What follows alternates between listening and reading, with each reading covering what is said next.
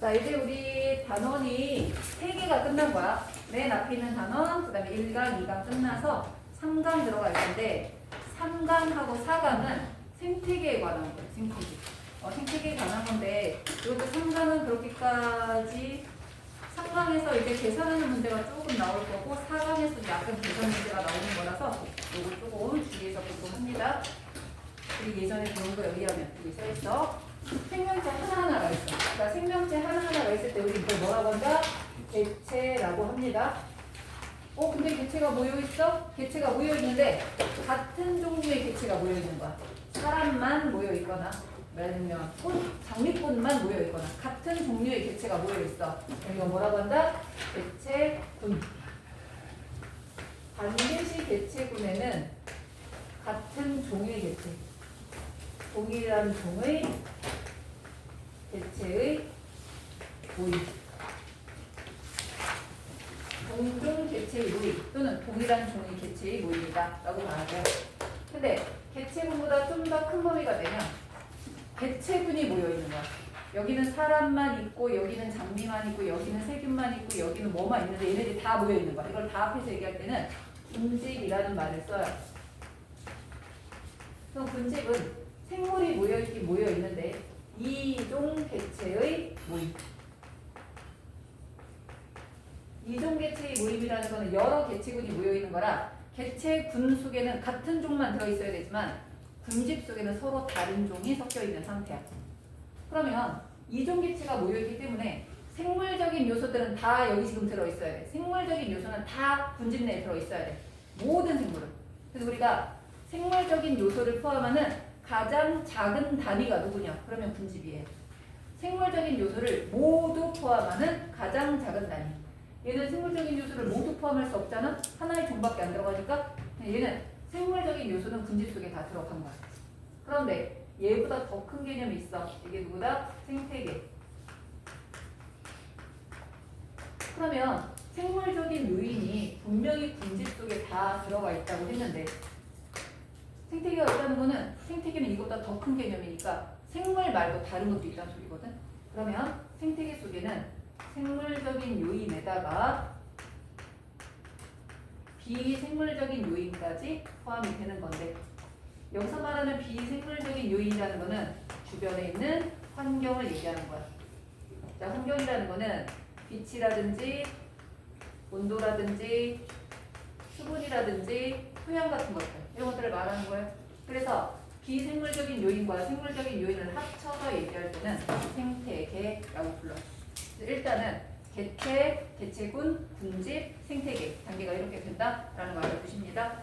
단계에 개체보다 커지면 개체군, 개체군보다 커지면 군집, 군집보다 커지면 생태계인데 개체군과 군집을 정확하게 구분하셔야 돼요.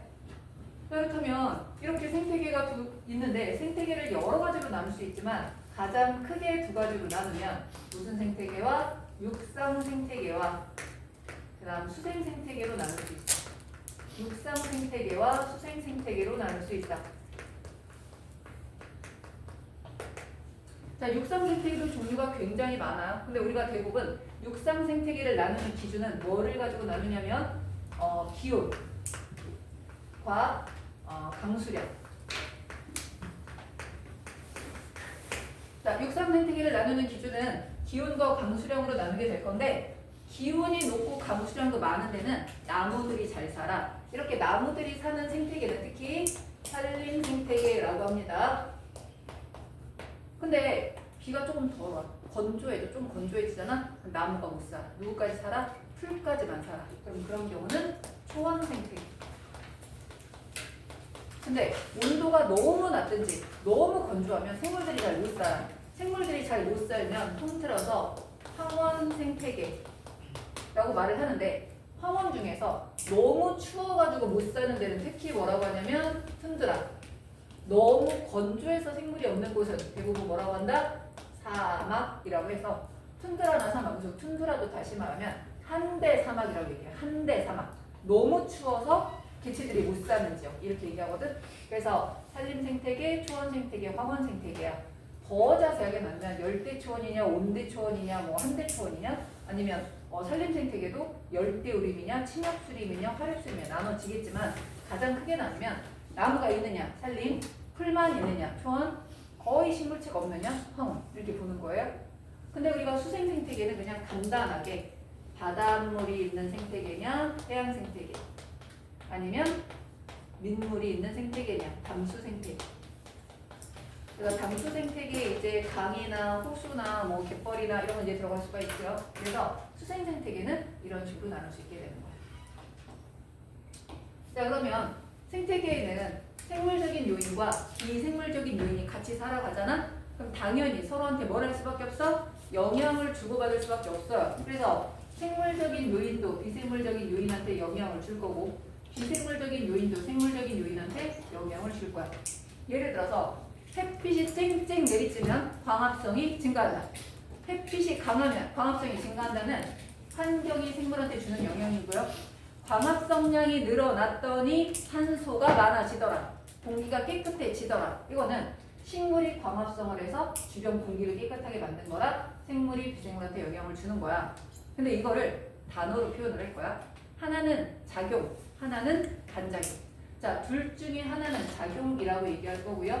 둘 중에 하나는 반작용이라고 할 건데 생물이 환경한테 주는 걸 작용이라고 할까? 환경이 생물한테 주는 걸 작용이라고 할까? 생각을 해보면 여러분 이렇게 생각하세요. 생물하고 환경 중에 훨씬 더 강력한 힘을 가진 게 누구야? 환경. 환경이 훨씬 더 강력한 힘을 가지고 있잖아요. 예를 들면 막 갑자기 천재지변이 나타나면 생물이 어떻게 할 수가 없잖아. 그 커다란 힘을 가진 환경이 생물한테 주는 영향을 작용이라고 할게요. 그래서 환경이 생물한테 주는 영향을 작용이라고 하고 생물이 환경한테 주는 영향은 반작용이라고 얘기하는 거예요. 이렇게. 자 그러면 작용이랑 반작용이라는 단어 말고 또 다른 단어는 없느냐? 어떤 단어가 나타나냐면 상호작용이라는 단어가 있어요. 상호작용. 작용은 환경이 생물한테, 반작용은 생물이 환경한테 주는 건데 그럼 상호작용은 뭐냐? 작용과 반작용을 합쳐서 말하는 거다? 아니에요. 이거는 생물끼리 주고받는 관계. 살아있는 생물들 간에 주고받는 관계.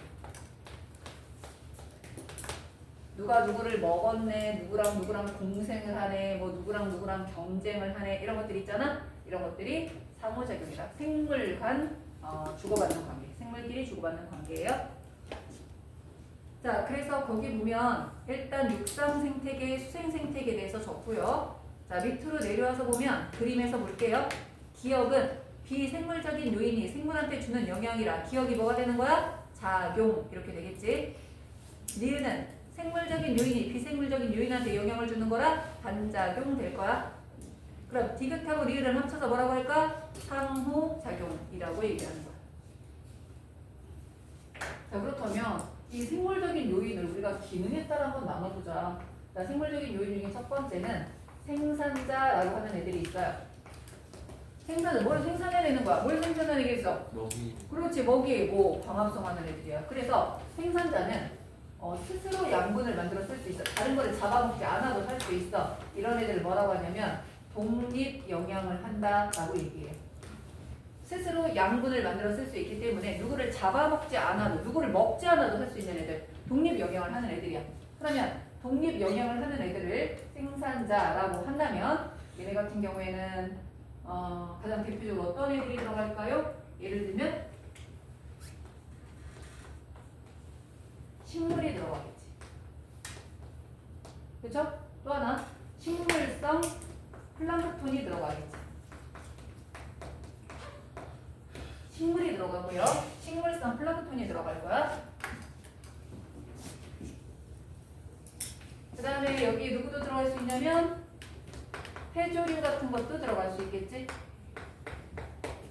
식물성 플랑크톤, 해조류 이런 애들은 스스로 광합성을 하는 애들이잖아. 그렇기 때문에 이런 애들을 생산자라고 하는데 여러분 참고로 이렇게 식물성 플랑크톤하고 해조류를 다 통틀어서 우리가 얘기할 때 원생 생물에 속한다라고 얘기해요.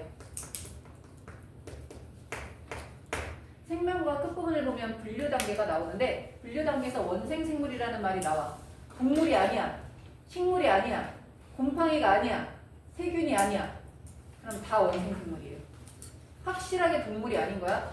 확실하게 식물이 아닌 거야? 확실하게 곰팡이도 아니야.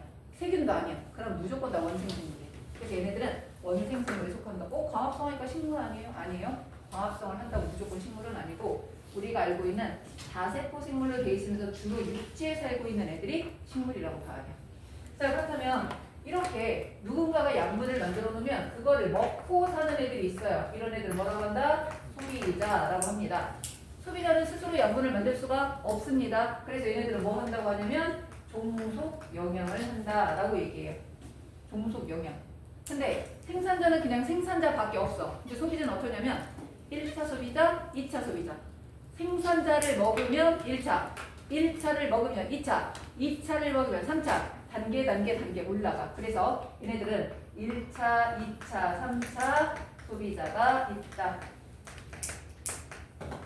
3차까지만 있는 거 아니에요? 가장 높이까지 올라가는 게 7차까지 있는 경우가 있대. 근데 이거는 되게 위험한 상태라서 대개가 1, 2, 3, 4, 3차까지 가는 경우가 있는데 1차이면 맨날 1차냐? 아니야. 우리는 여러분이 식물을 먹어. 그럼 1차야. 근데 식물을 먹은 토끼를 먹어. 토끼 먹나요? 토끼를 먹으면 여러분은 2차가 되는 거야. 토끼를 먹은 뭐를 먹을까? 호랑이 먹을까? 호랑이 토끼를 먹은 여우를 먹어. 여우 털이 있지 뭐 고기를 안 먹어. 어쨌든 그럼 3차가 되는 거야. 무슨 말인지 알지? 그래서 어떤 동물 같은 경우는 1차도 될 수 있고 2차도 될 수 있고 3차도 될 수 있어. 대부분 어떤 애들 잡식 동물의 경우는 다 될 수 있지만 초식 동물은 다 뭐야? 1차. 그냥 무조건 육식은 2차 아니면 3차 뭐 이렇게 되겠죠? 그래서 소비자가 되는 거야. 그러면 당연히 여기에 속하는 애들은 누가 있다? 동물. 자, 원생 동물이 여기 들어가 있다. 원생 동물은 아메바, 집신벌레 이런 애들 말하는 거야. 원생 생물 중에서 동물과 비슷하게 광합성 못하는 애들. 원생 생물 중에서 광합성 하는 애들은 얘네들이야. 원생 생물 중에서 광합성 못하는 애들은 원생 동물인 거야. 자, 그래서 소비자는 이렇게 들어가요. 근데 생산자가 살다가 죽었어. 소비자가 살다가 죽었어. 소비자가 배설물을 다 막 내보내. 그러면 이 많은 것들을 다 어떻게 해야 돼? 분해를 해서 다시 돌려놔야 이걸 재료로 생산자가 뭔가를 만들 거 아니야. 지금까지 만들어 놓은 배설물, 사체 이런 것들을 다 분해해서 다시 무기물로 돌려주는 애가 있어야 돼. 이런 애들 뭐라고 한다? 분해자라고 합니다.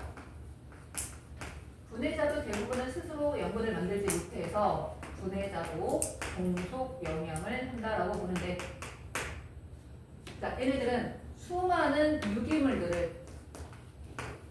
유기물이라는 거는 탄수화물, 단백질, 지질, 핵산, 뭐 여러 가지 탄소가 들어간 것들 대부분 유기물이라고 해요. 근데 여기서 말하는 유기물은 대개가 뭐가 될 거냐면 어떤 생물의 사체나 어떤 생물의 배설물 같은 게 될 거야. 이거를 다시 사용할 수 있는 이산화탄소나 물이나 이런 것들 다 돌려버리는 걸 말하거든. 얘네가 이걸 돌려놔야 이 무기물을 재료로 다시 생산자가 뭔가를 만들 수 있는 거야. 그러면 분해자에 속하는 가장 대표적인 예는 누가 있다? 곰팡이. 자, 균류 속에는 곰팡이와 버섯이 둘 다 들어갑니다. 버섯도 분해자로 작용을 하고요. 그 다음에 세균도 분해자로 작용을 하게 돼요. 그래서 생물의 종류는 이렇게 세 가지가 있어서 정리를 하려면 생물적인 요인 1번, 2번, 3번 있죠? 거기다 정리를 하셔도 되고 다른 데다 정리를 해도 상관은 없어요. 그래서 대략적으로 우리가 배워야 될 게 개체군과 군집과 생태계에 대해서 배우나보다 라고 생각하시면 돼요. 그 중에 첫 번째, 개체군에 대해서 봅니다. 개체군을 다시 한번 얘기하자면 같은 동종 개체의 모임이다 라고 봐야 돼. 닭들끼리 모여있고 원숭이들끼리 모여있고 까치끼리 모여있고 이렇게 되는 게 개체군이야. 그러면 우리가 개체군에서 첫 번째 알아야 될 정보, 얼마나 그곳에 빽빽하게 모여 사는지 그걸 볼 거야. 자, 살고 있는 지역에서 서식지에서 얼마나 빽빽하게 모여 사는지 알아보고 싶은 거야. 우리 흔히 인구 밀도라는 말 쓰죠. 자, 인구 밀도라 우리나라 사람들의 인구 밀도는 뭐야? 우리나라 전체 면적분의 인구수가 되겠지. 똑같아요. 서식처의 면적분에 그 안에 들어있는 개체 수를 뭐라고 한다? 밀도라고 얘기하는 거야. 자, 그래서 면적분의 개체 수. 밀도라는 거는 면적분의 개체 수. 라고 봐야 돼. 면적분의 개체수. 그래서 거기 보면 개체군이 서식하는 공간의 면적. 뭐야? 정해져 있는 그 면적을 얘기하는 거야. 개체군이 서식하는 공간의 면적분의 개체군을 구성하는 개체수를 말하는데, 자, 그렇다면 밀도가 증가할 수 있는 요인은 뭘까? 자, 우리나라에 사람들이 살고 있어. 근데 우리나라 인구가 증가할 수 있는 요인이 뭘까요? 일단 출생. 애기가 태어나야 되겠지. 또 하나 뭐? 사상자를 줄여요. 뭐라고? 사상자를 줄여요. 사망률을 줄이는 것도 좋아요. 근데 우리가 봤을 때 인구가 옛날보다 늘어났네요. 언제 늘어나는 거야? 사람 수가 많아지면 되는 거잖아. 첫 번째는 태어나게 해야 돼. 두 번째는 다른 나라에서 우리나라로 이민 오는 거야. 이민 와서 우리나라 사람이 되는 거야. 국적을 바꿔서. 자, 그러면 이게 줄어드는 요인은 뭐가 되겠어요? 죽는 거, 사망. 또는 다른 나라로 이민 가버리면 줄어들겠지? 자, 그래서 밀도가 증가하는 요인은 뭐다? 출생, 이입. 감소하는 요인은 사망과 이출이라고 봐야 돼. 자, 그래서 증가 요인, 감소 요인 이렇게 들어갑니다. 자, 그러면 우리가 개체군이 처음에 숫자가 적었어. 근데 시간이 지나잖아. 점점 개체수가 늘어나잖아. 특별한 일이 없는 이상은 개체수가 처음에 이제 증가한단 말이야. 그래서 개체군이 개체수가 얼마나 잘 증가하는지를 그래프로 나타낸 거를 개체군의 생장곡선이라고 불러요. 생장곡선. 자, 생장곡선은 시간이 지남에 따라서 개체 수가 어떻게 되는지를 봅니다. 처음에는 별로 증가하지 않은 것 같아. 처음에 너무 조금일 땐 잘 안 증가해. 어느 순간이 되잖아. 급격하게 기하급수적으로 증가를 하더래. 우리가 양분이 잔뜩 들어있는 배지에서 세균 같은 거 키우면 아주 기하급수적으로 증가를 하더란 얘기야. 그래서 이거를 뭐라고 하냐면 J자형 곡선이라고 얘기를 했어요. 그래서 여러 가지 생물을 놓고 동물을 놓고 커다란 애들을 놓고 이제 봤던 거야. 그랬더니 이렇게 무조건 증가하는 게 아니라 뚜렷하게 가서 어느 순간부터 달라지더니 어느 순간부터는 일정하게 유지돼서 더 이상 증가하지 않더래. 이렇게 급격하게 증가하다가 일정해지는 순간이 나타나는 그래프는 뭐라고 하냐면 S자형 곡선이라고 하는 거야. 이론적으로는 나는들이 또 낳고 또 낳고 또 낳고 하니까 계속해서 증가할 것 같았어. 그래서 이 J자형 곡선은 이론적 생장 곡선이라고 볼 수 있는데 실제로 키워보니까 나중에 어느 정도 되면 일정해지더라. 그럼 이건 뭐야? 실제 생장 곡선이라고 볼 수 있어. 그래서 이거보다 조금 많아지는 것 같으면 결국 조절을 해서 줄이더래. 그러면 여기에 만약에 1000마리까지 살았다. 더 이상 증가하지 않더라. 그럼 이 1000마리를 이 개체군의 환경 수용력이라고 얘기하는 거예요. 1000마리 이상은 살기가 어려워. 그래서 이걸 뭐라고 한다? 환경 수용력이라고 불러요. 환경 수용력. 자, 그러면 실제로는 이렇게 자랄 수 있는데 이렇게밖에 못 자랐다는 거는 뭔가 이론과 실제의 갭이 생긴 거잖아. 자, 이론과 실제 이렇게 갭이 생겼죠? 이 부분을 뭐라고 부르냐면 환경 저항이라고 합니다. 자, 이론과 실제 이렇게 갭이 생기면 환경 저항이라고 합니다.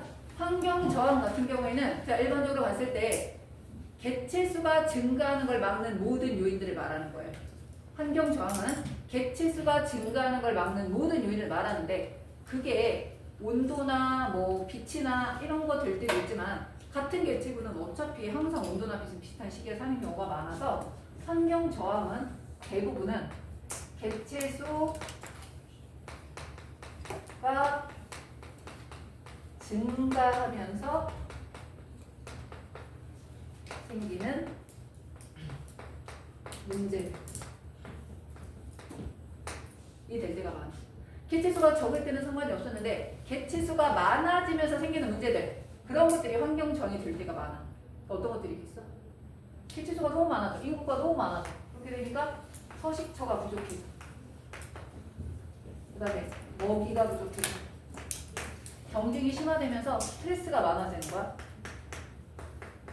만약에 누군가 하나 병에 걸리게 되면 전체적으로 퍼져나가면서 한꺼번에 확 죽어버리는 그런 경우도 생기는 거야.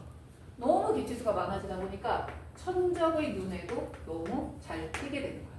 이런 것들을 뭐라고 한다? 환경 저항이라고 합니다. 이게 빛이 될 수도 있고 온도가 될 수도 있어. 하지만 대부분은 개체수가 증가함에 따라 생기는 대부분의 문제를 말합니다. 그래서 이론적 생장 곡선은 J자형 곡선, 거의 기하급수적으로 증가하는 그런 모습을 보이게 될 거예요. 반면에 실제 생장 곡선은 S자형 곡선, 증가하다 어느 수준이 되면 일정해지는 모습을 보이게 될 거예요. 환경 수용력은 변할 수 있습니다. 만약에 그 조건에 더 좋은 조건이 생기게 되면 좀 더 늘어날 수도 있어. 근데 환경 수용력은 어쨌든 지금 최대한 품을 수 있는 개체수를 환경 수용력이라고 하는 거야. 자, 환경 저항은 개체군의 밀도 증가에 수반되는 여러 문제점들 화살표 쓰세요. 개체수 증가를 막는 모든 문제. 개체수 증가를 막는 모든 문제가 환경 저항이에요. 개체수 증가를 막는 모든 문제들. 이런 것들을 환경 저항이라고 한다. 거기에는 먹이 부족, 니은에다 적으세요. 먹이 부족, 공간 부족, 노폐물 증가, 천적, 질병 증가 이런 거 쓰시면 돼요.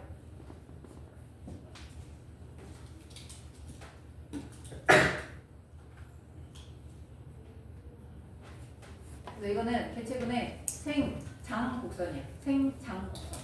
자, 그런데 이번에는 개체군의 생존 곡선이라는 게 있어요. 생존 곡선. 자, 생존 곡선은 뭐냐면 지금 세로축은 생존 개체수가 될 거야. 생존 개체수고요. 가로축은 연령은 연령인데 상대 연령이 될 거야. 자, 이거 뭐냐면 여러 종류의 생물을 가지고 실험할 거야. 어류를 가지고 할 수도 있고 사람을 가지고 할 수도 있고 토끼를 가지고 할 수도 있어요. 어떻게 하는 거냐면 얘네가 1000마리가 태어났을 때 그 1000마리 태어나자마자 얻어낸 1000마리 갓 태어난 1000마리 걔네들을 추적합니다. 추적해서 이 1000마리가 다 죽을 때까지 시간이 흐름에 따라 몇 마리 남아있고 몇 마리 남아있고 몇 마리 남아있는지를 추적을 한 거야. 상대 연령에서 예를 들면 여기가 50이고 여기가 100이라고 하자.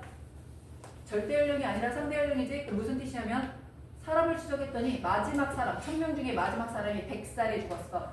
그럼 여기는 1이 1년인 거야. 어떤 곤충을 봤더니 마지막 죽은 곤충이 100일 만에 죽었어. 그럼 걔한테는 1이 뭔 거야? 하루인 거지.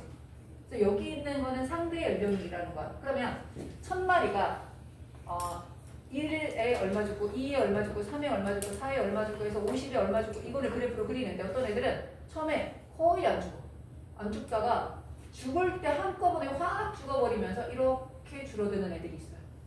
반면에 어떤 애들은 태어나자마자 대부분 죽어.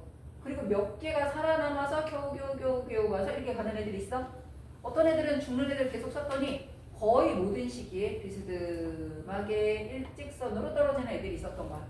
그러면 1번, 2번, 3번을 봤을 때 1번은 빨리 죽은 애야, 늦게 죽은 애야? 늦게 죽은 애야. 이렇게 늦게 죽는 애들을 우리가 뭐라고 하냐면 늦게 죽는다. 만사형. 만사형, 늦게 죽는 형인데 가장 대표적으로 어떤 경우가 있었냐면 사람이 가장 대표였던 거야. 그래서 이거를 다른 말로 사람형이라고도 얘기해요. 반면에 3번은 아주 일찍 죽어. 태어나자마자 그냥 대부분 죽는 애들이 많아. 일찍 죽는다. 그래서 뭐라고 하냐면 조사형. 이를 조자를 쓰는 거지. 근데 이런 애들 대부분 봤더니 물고기나 조개 같은 애들이 그렇더래. 물속에 사는 물고기, 조개 뭐 이런 애들이 그렇더래. 그래서 이거의 가장 대표는 조개 중에 하나인 굴형. 이거는 정확한 예는 아니지만 이 연구를 한 사람들이 이렇게 붙인 거야. 그래서 우리가 할 수 없이 이렇게 얘기하는 거야. 2번은 무슨 형인지 알 필요 없이 그냥 이거는 평균형이라고 생각하세요. 거의 비슷한 비율로 죽어가는 평균형. 거기는 히드라형 써있지만 그건 신경 안 써도 돼요. 그냥 평균형이라고 알아주세요. 일단 여러분이 여기서 알아둬야 될 거는 가로축이 절대 연령이 아니라 상대 연령이라는 거 알아두고요. 그 다음 1번, 2번, 3번인데 자 그럼 잘 생각해봐. 1번, 2번, 3번에 속하는 생물들 중에서 동물들 중에서 개체의 크기가 큰 애가 1, 2, 3번 중에 누굴까? 개체의 크기가 큰 애. 1번일까요? 2번일까요? 3번? 2번은 그냥 빼자. 얘는 중간이니까. 1번하고 3번 중에 누가 개체의 크기가 클까? 그렇지. 1번이 개체 크기가 커요. 자, 이번에는 1번하고 3번 중에 누가 자손의 수가 많을까? 몇 번? 3번. 3번. 한 번은 많이 나눈 거야. 너무 많이 나눠가지고 관리가 안 되는 거야. 애들이 다 죽어가는 거지. 그래서 얘네들은 크고 자손의 수가 적어. 반면에 조사용 애들은 객체는 굉장히 작아. 근데 자손 수는 엄청나게 많아. 예를 들면 어류 같은 애들은 정자 바깥에다 뿌리고 난자 바깥에다 뿌려서 그냥 물속에서 지들끼리 수성하잖아. 그런 거 알잖아요. 동태알 얼마나 많아. 엄청나게 많잖아. 그렇잖아. 무지하게 많이 나왔어. 얘네들은 알 상태일 때 그냥 먹히는 애들도 되게 많아. 그냥 부화가 되자마자 다른 생물에 거의 다 먹혀버린단 말이야. 그래서 둘 중에 부모의 보호를 받을 수 있는 게 누구겠어? 어릴 때 부모의 보호를 받을 수 있어요. 그렇기 때문에 어릴 때 거의 죽지 않고 나이 들어서 생리적 수명을 거의 다 하고 죽게 되는 경우가 있게 되는 거야.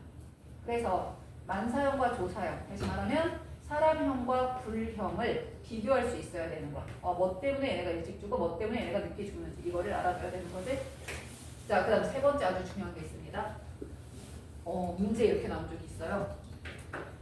평균형의 객체 중에서 절반이 죽었을 때의 상대 연령은 얼마인가? 이렇게 문제 난 거야. 그래서 자, 절반이 죽었어? 그러면 절반 요쯤 되니까 옆으로 가서 밑으로 읽으니까 48? 뭐 이렇게 이제 나온 거지. 근데 여러분 세로축에 써 있는 숫자가 이렇게 써 있어요.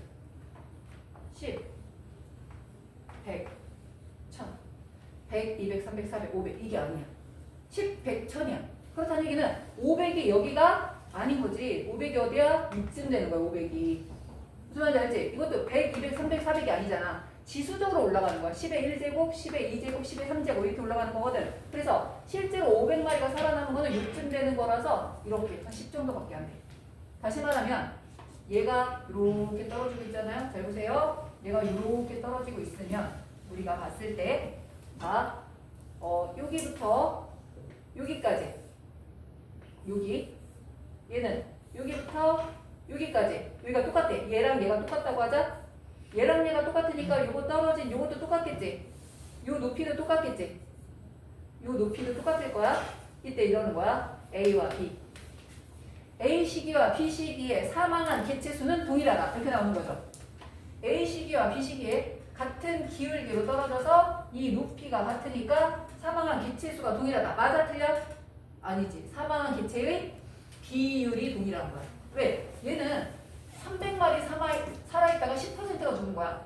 300마리 중에 10% 죽었으면 30마리 죽은 거고 얘는 10마리 남아있다가 10% 죽으면 1마리 죽은 거야. 왜? 이게 10, 100, 1000이라서. 무슨 말인지 알겠죠? 이게 내가 아까 말한 것처럼 100, 200, 300, 400, 500, 600, 700, 800, 900, 1000 이면 여기가 명수가 똑같을 건데 그게 아니라 비율이기 때문에 얘네들은 동일한 연령이 변했을 때 사망률이 같은 거예요. 알겠죠? 그래서 평균형의 특징이 뭐다? 사망자 수가 일정한 게 아니라 사망률이 일정한 거다. 이게 여기서 가장 많이 틀리는 문제가 중요한 거야. 평균형의 경우 이거는 사망률을 얘기하는 거라 사망률이 일정하다. 사망한 개체의 비율이 일정한 거지 사망한 개체의 수가 일정한 게 아니라는 거 알아두셔야 돼요. 그래서 생존곡선에서 문제가 좀 나는 편이라 알아두시고. 자, 그 다음 4번으로 갑니다. 연령 피라미드는 쉬워요.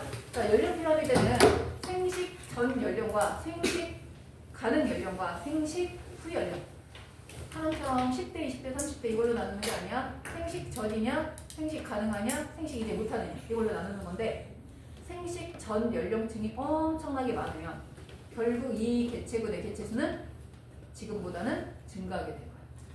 반면에 생식 전 연령층과 생식 연령층이 비슷한 상황이면 나중에 시간이 지나도 개체수는 일정하게 유지될 거야. 반면에 생식 전 연령층이 조금밖에 없어. 그럼 나중에 시간이 지났을 때 얘네가 생식 가능 연령층이 될 거 아니야. 생식 가능 연령층이 별로 없어져. 그럼 어떻게 되겠어? 인구가 점점 줄어들겠죠. 그래서 생식 전 연령층이 특별히 많으면 발전형, 전과 현재 생식 가능 연령이 비슷하면 평균형, 생식 전 연령층이 너무 적으면 쇠퇴형. 우리나라가 지금 극쇠퇴형에 들어가 있대잖아요. 태어난 애기의 숫자가 얼마 되지도 않고 지금 이번에 뭐 초등학교 입학한 학생 수가 역대 최대로 적대. 이제 얘네들이 계속 자라서 이제 나중에는 생식 가능 연령층이 진짜 조금이게 되니까 지금 생식 연령층이 많은데도 아기를 잘 안 낳잖아. 결혼도 잘 안 하고 아기도 잘 안 낳아. 근데 이제 얘네들이 더 적어지면 더 안 낳고 더 하다 보면 지금 그 연구 자료에 의하면 인구가 줄어들어서 망할 나라 중에 제1위가 한국이래. 그러니까 우리나라가 망하는 이유가 핵 때문에 망하는 것도 아니고 경제 때문에 망하는 게 아니라 인구가 너무 줄어들어서 결국 다른 나라에 복속돼서 사라지게 될 나라에 1위로 지금 연구 자료로 나온 게 우리나라라고 되어 있어요. 여러분 얼마 안 남았대요. 사라질 날이. 자, 봅시다. 그래서 어쨌든 우리는 지금 세태형에 속한 나라마다 다르긴 하지만 옛날에는 일본이 그렇다고 했는데 우리나라가 더 심해졌대. 굉장히 빠르게 따라 붙어서 이미 앞서 나가고 있다고 하거든. 어쨌든 그래요. 그렇다고 뭐 결혼 안 하겠다는 사람들 결혼시킬 수 없고 애 낳기 싫어하는데 나라고 할 수도 없잖아. 이 중에 자기 형제가 3명인 사람, 자기 포함해서. 오, 3명? 4명? 3명? 너도 3명? 와, 대단하네. 한 명의 사람. 많진 않네. 어느 반은 한 명의 사람 했더니 2명 빼고 다 한 명인 거야. 그러면 그 자녀수가 굉장히 줄어들게 두 사람 결혼해서 한 사람 낳는 거잖아. 그러니까 인구수가 줄어들 밖에 없어. 자, 그럼 봅니다.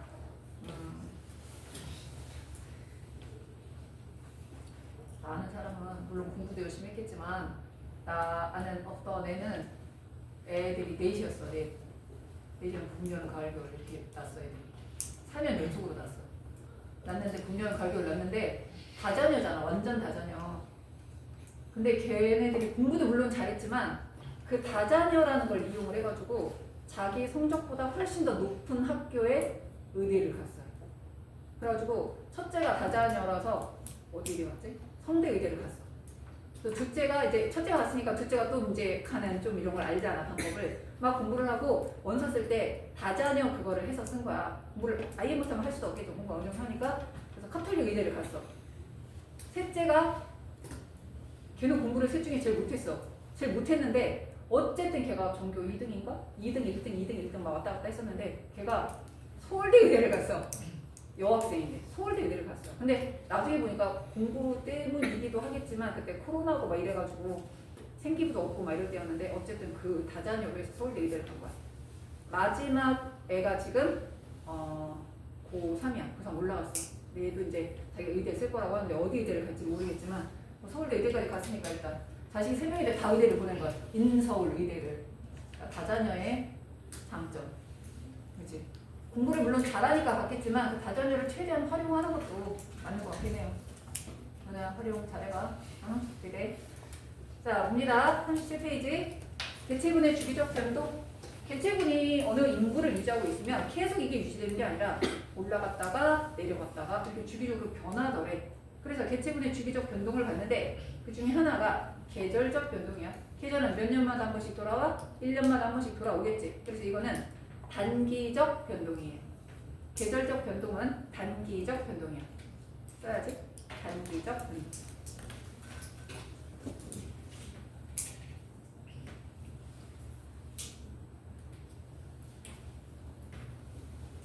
의대를 들어가는데 가장 중요한 과목은 수학이잖아.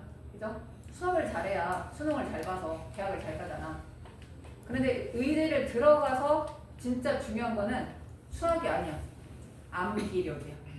그래서 우리 가끔 그런 거 있잖아. 문과 애들 중에서 뭐 이렇게 교차 지원해가지고 의대 간 애들 보면 문과면 과학도 하나도 안 했을 건데 어떻게 따라가려고 저렇게 하느냐라고 하는데 실제로 문과 애들이 가면 과학만 좀 커버가 되면 수학은 전혀 쓸 일이 없대요. 진짜 거의 쓸 일이 없어서 화학하고 생명과학만 커버가 되면 완전 암기라서 걔네들이 성적이 더 잘 나오는 거예요.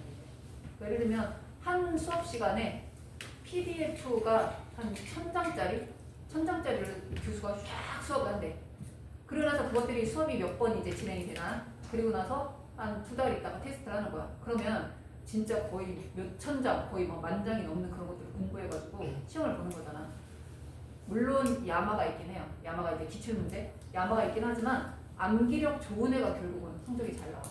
그러니까 여러분이 수학은 의대를 가고 싶은 사람도 있고 아닌 사람도 물론 있겠지만 수학은 의대를 가기 위해서 공부를 하는 거고 의대를 간 다음에는 실제로 과학하고 암기가 중요하기 때문에 특히 영어도 잘해야 되고 그래서 생명과학 열심히 해놔야 돼. 알겠지? 생명과학, 화학 특히 가서도 잘하려면 기초가 있어야 공부가 되죠. 자 그럼 봅니다. 여기는 주인공이 누구냐면 돌말이. 돌말이 누구냐면 식물성 플랑크톤이에요. 단세포생물, 식물성 플랑크톤. 돌말 옆에다 쓰세요. 식물성 플랑크톤이라는 건 무슨 뜻이다? 스스로 광합성을 하는 애야 얘는.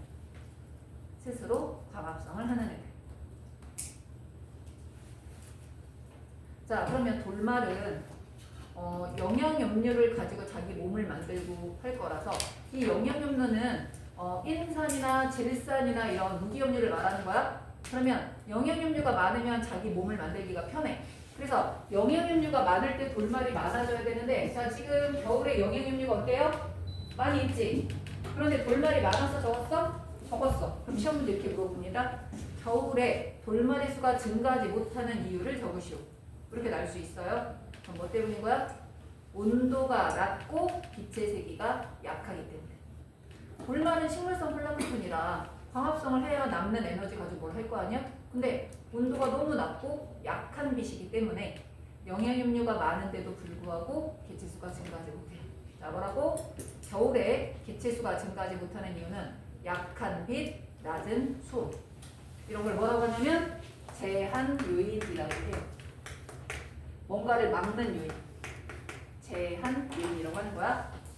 그러다가 봄이 되니까 살짝 따뜻해지고 빛의 세기가 증가했어. 이거 어떻게 된 거야? 갑자기 돌말이 급격하게 증가합니다. 근데 얘가 급격하게 증가하느라고 영양염료를 다 써버려가지고 영양염료가 확 줄어든 거야. 그러니까 돌말이 확 증가해서 영양염료를 계속 써야 되는데 자기가 영양염료를 다 써버렸지. 그리고 어떻게 된 거야? 갑자기 수가 줄어들어요. 자, 늦봄에 돌말의 개체수가 급격히 감소하는 이유. 아까 첫 번째는 겨울에 증가하지 못하는 이유였지. 두 번째, 늦봄에 돌말 개체수가 급격히 감소하는 이유. 뭐 때문이다? 영양염료를 모두 써버려서. 영양염료가 고갈됐기 때문에. 영양염료를 모두 써버렸기 때문에 그렇게 돼요. 그러다가 여름이 끝날 무렵에 영양염료가 살짝 증가하니까 돌말도 살짝 증가했다가 영양염료 줄어드니까 같이 이제 또 줄어들게 되는 거지. 그렇죠? 그래서 이 계절적 변동은 단기적 변동, 1년을 주기로 일어나는 변동이고 식물성 플랑크톤인 돌말 때문에 생기는 거다. 자, 그런데 두 번째, 먹이 관계에 의한 변동입니다. 눈신토끼와 스라소니라는 애가 나와요. 자, 눈신토끼는 약간 토끼, 그냥 토끼. 근데 스라소니는 뭐야? 약간 살쾡이 개념이 돼서 누가 누구를 먹겠어? 스라소니가 눈신토끼를 먹겠죠. 그러면 눈신토끼가 피식자. 그럼 스라소니는? 가해자, 피해자 개념이 아니고 지금 피식자. 그럼 얘는 가식자. 포식자. 가식자 아니고 포식자. 자, 그래서 피식. 피식은 먹히는 거야. 포식은 먹는 거야. 근데 이거를 누군가가 증가했더니 좀 이따 감소해. 증가했더니 감소해. 이렇게 된대. 다른 개체를 그렸더니 얘가 증가하니까 따라서 증가했다가 얘가 감소하니까 따라서 감소해. 따라서 증가했다. 이렇게 돼. 그러면 1번하고 2번이 있어요. 누가 개체수의 변동이 먼저 일어났어요? 누가 개체수의 변동이 1번. 먼저 일어났어요? 1번이 먼저 일어났지. 1번을 따라서 2번이 가고 있지. 그러면 먼저 개체수의 변동이 일어나는 애가 피식자. 먹이가 많아지니까 잘 먹고 살아서 올라가. 지가 먹어서 줄어드니까 먹을 게 없어서 줄어들어. 그래서 피식자가 먼저 움직이고 포식자가 나중에 움직이는데 이거를 알아낸 거는 생태학자가 조사한 건 아니야. 누가 조사한 것도 아니고 어떻게 알아낸 거냐면 거의 10년, 15년을 주기로 스라손이랑 눈신토끼의 개체수가 캐나다에 있는 그 애들이 올라갔다 내려갔다 하더래. 근데 이게 캐나다에 되게 오래된 가죽회사가 있는데 그 가죽회사의 연 매출을 이렇게 그려놓은 거야. 연 매출을 그려놨는데 점점 어느 순간에는 매출이 올라가다가 어느 순간에 점점 낮아지는데 이게 봤더니 주기를 한 100년, 200년을 주기로 봤더니 오르락 내리락 하더래. 그게 결국은 뭐냐면 스라소니가 양이 줄어드니까 덜 잡혀서 가죽을 덜 만들게 돼서 매출이 떨어진 거지 그냥 장사가 안 돼서 그렇게 된 게 아니었던 거야. 이거를 보고 생태학자들이 우리가 이거 갖다 쓸 테니까 이 자료를 달라고 해서 쓴 게 바로 이거예요. 그럼 여기서 여러분이 중요한 건 딱 이거 하나 두 개 알아듣는데 먼저 개체수가 변하는 게 누구다? 피식자. 나중에 변하는 게 포식자. 이렇게 되는 거야. 그런데 여기 이렇게 T1 딱 쓴다면 문제 납니다. T1일 때 일시적으로 포식자와 피식자의 개체수가 같아진다. 자, T1일 때 딱 겹쳤죠? T1일 때 일시적으로 피식자와 포식자의 개체수가 같아진다. 맞아요? 틀려요? 맞을까요? 틀릴까요? 피식자와 포식자의 개체수가 같아지는 거는 포식자 입장에서는 엄청 슬픈 일이야. 우리 호랑이가 10마리인데 토끼가 10마리 남았다는 얘기잖아. 호랑이 좀 있으면 죽지.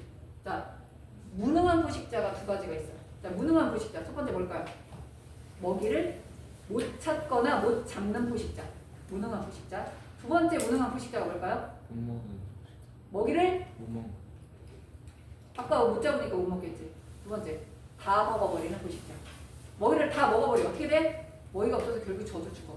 먹이를 항상 많은 양으로 남겨놔야 유능한 포식자가 되는 거야. 다 잡아먹으면 절대 안 되는 거야.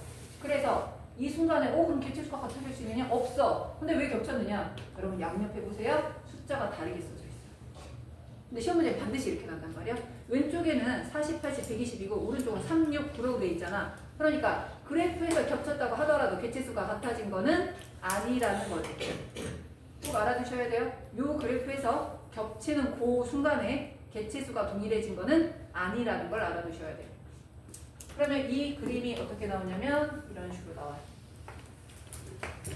A 개체수의 자, 이 세로축은 A 개체수를 말하는 거야. 여기는 B 개체수를 말하는 거야.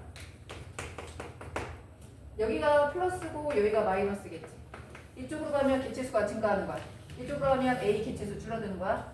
여기가 플러스고 여기가 마이너스라서 이렇게 가면 개체수가 증가하는 거고 이렇게 가면 개체수가 줄어드는 거야. 알겠어요? 근데 어떻게 되냐면 여기 있었어. 근데 조금 있다가 이렇게 변해. 조금 있다가 이렇게 변해. 조금 있다 이렇게 변하고 좀 있다 이렇게 변해. 개체수가 이렇게 변하더래. 이렇게 변했다가 이렇게 변했다가 이렇게 변했다가 이렇게 변하더래. 그렇다면 A와 B 중에 누가 피식자고 누가 포식자인지 구하시오. 이게 문제가 나는 거야. 여기서 가장 중요한 힌트는 뭐다? 개체수가 먼저 변하는 애가 피식자다. 한번 해보세요. 옆에다 그림 그리고. 스라소니 그림 옆에다가 얘 그리세요.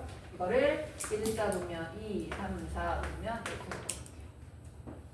이렇게 1 다음에 2로 가야 되고 2 다음에 3으로 가고 3 다음에 4로 가는 거야. 그랬을 때 개체수 증감으로 봤을 때 A와 B 중에 누가 포식자고 누가 피식자일까? 서준아 이거 그려. 그 그래프 옆에다.